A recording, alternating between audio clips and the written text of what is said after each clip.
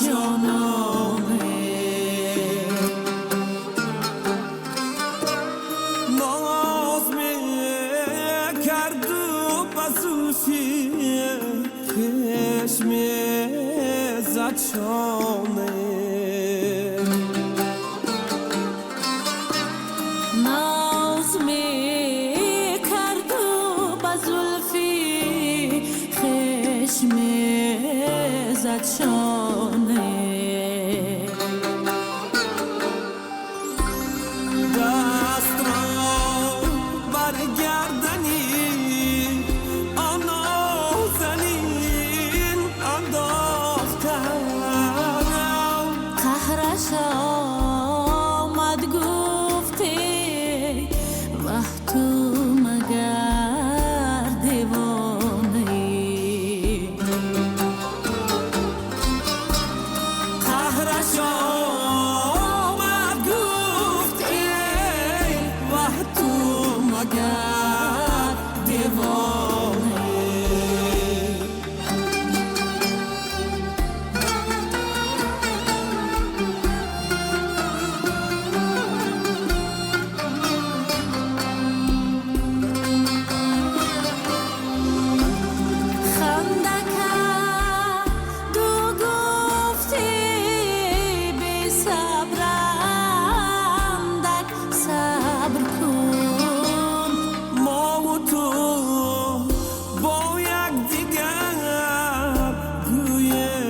چند افسانه